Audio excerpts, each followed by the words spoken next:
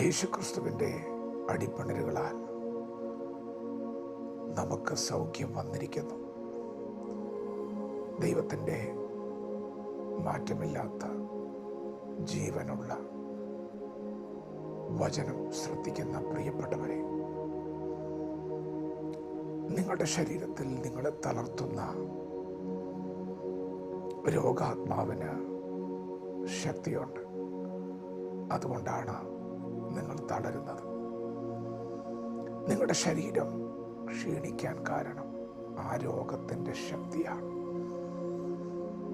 എന്നാൽ ഇന്ന് പകൽ നിങ്ങൾ കേട്ടുകൊണ്ടിരിക്കുന്ന വചനത്തിന് നിങ്ങളുടെ ശരീരത്തിൻ്റെ ബലഹീനതയിൽ ശക്തി പകരുവാനുള്ള ശക്തിയുണ്ട്.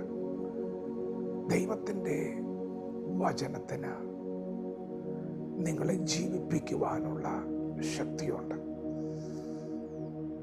അപ്പോസ്തലൻ പറഞ്ഞു, എന്നെ ശക്തനാക്കുന്നവൻ മുഖാന്തരം ഞാൻ സകലത്തിനും മതിയാകും.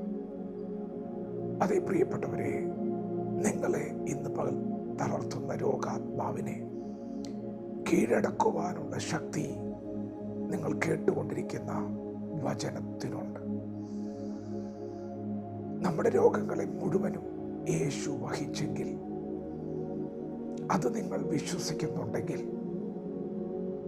അത് നിങ്ങൾ ഏറ്റെടുക്കുന്നുണ്ടെങ്കിൽ, അത് നിങ്ങൾ ഉരുവിടുന്നുണ്ടെങ്കിൽ, ആ വചനത്തിൻ്റെ ജീവൻ നിങ്ങളുടെ ശരീരത്തിൽ വ്യാപരിക്കും.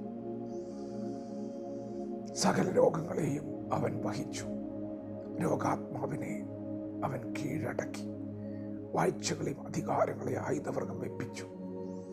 ഇന്ന് പകൽ നിങ്ങളെ തളർത്തുവാൻ രോഗശക്തികൾക്ക് സാധ്യമല്ല. യേശുവിൻ്റെ രക്തം നിങ്ങൾക്ക് വേണ്ടി സംസാരിക്കും. യേശുവിൻ്റെ രക്തം സൗഖ്യമായി വ്യാപരിക്കും. നമ്മുടെ സമാധാനത്തിനായിട്ടുള്ള ശിക്ഷ അവൻ്റെ മേലായി.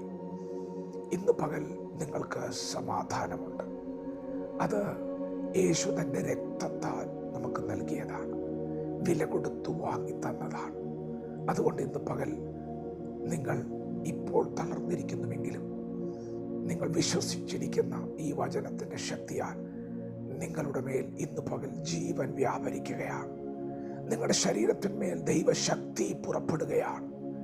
ഇന്ന് പകൽ പരിശുദ്ധാത്മാവ് നിങ്ങളെ എഴുന്നേൽപ്പിക്കുകയാണ്. വിശ്വസിച്ച് വചനത്തെ ഏറ്റെടുക്കുക. ദൈവം നമ്മെ ഓരോരുത്തരെയും പകൽ അനുഗ്രഹിക്കുമാറാകട്ടെ.